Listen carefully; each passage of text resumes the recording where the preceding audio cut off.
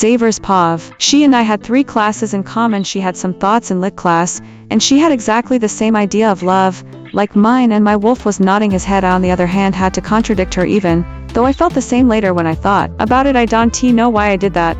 Maybe I wanted her attention on me, as she is a human. She may not feel the same as me about mates' emotions. The guys from our school are all fascinated by the new girl, and I can see all of them trying to make a way to talk to her. Even Damien, the vampire who liked to keep himself to his vampire group, was talking and flirting with her. My wolf wanted nothing more than to go and claim her as mine, but I will do no such thing. I liked one thing, that she was not exactly responding to them aggressively. In the art class, again we were together, and she was really a beautiful artist. My bitchy attitude again had to resurface, and she must already think that I hate her. Good. Haley has been a friend with benefits for me. She wants to complete the mating ritual with me, but I don't want that, as I don't want to be tied down, not to her, not to anyone. When I saw her in Celestina's rift, and how Celestina took her own stand in the art room, a sudden proud wave covered me for her.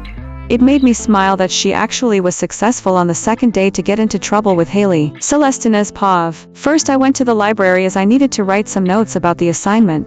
I took out the ear hoop from my bag and kept it in my pocket so that I could return it to its rightful owner, but I am not sure if this actually belongs to Xavier. The literature class was a blur, but Xavier's heavy gaze never left me.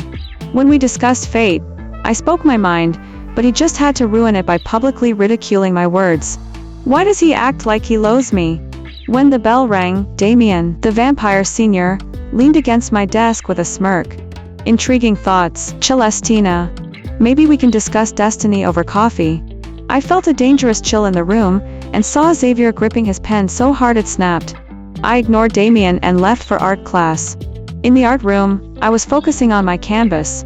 Haley walked over, her eyes burning with jealousy at my work.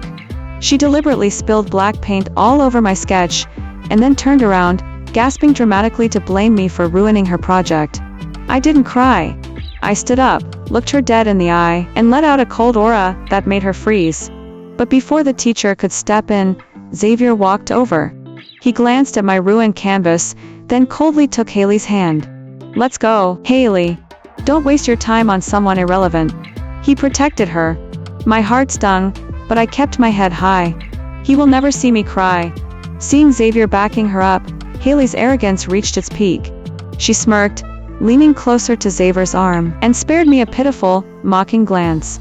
Did you hear that, loser? Xavier said you are just irrelevant. The entire art class held their breath, waiting to see me break into tears. I stared at their intertwined arms and scoffed. Slipping my hand into my pocket, I pulled out that gleaming silver ear hoop. I spun it lazily, then tossed it right into the waste bucket with a sharp clink. Very true, I said, locking eyes with a frozen Xavier as I brushed my hands. I picked up some trash earlier and thought about returning it. But since it belongs to someone irrelevant, the bin is exactly where it fits. A collective gasp ripped through the room. Did she just call the Alpha's relic trash?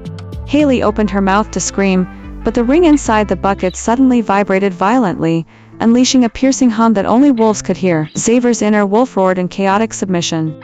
The aura of the royal white wolf left on that ring was now frantically resonating with my hidden bloodline. Xavier's icy face shattered into pure shock and feral possessiveness.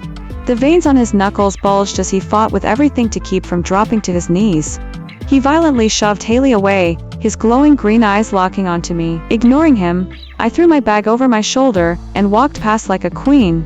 The moment our shoulders brushed, Xavier's hand shot out, gripping my wrist with a desperate, trembling force. His voice was raw and broken. Celestina, the white wolf, who made me bow that night, was it you?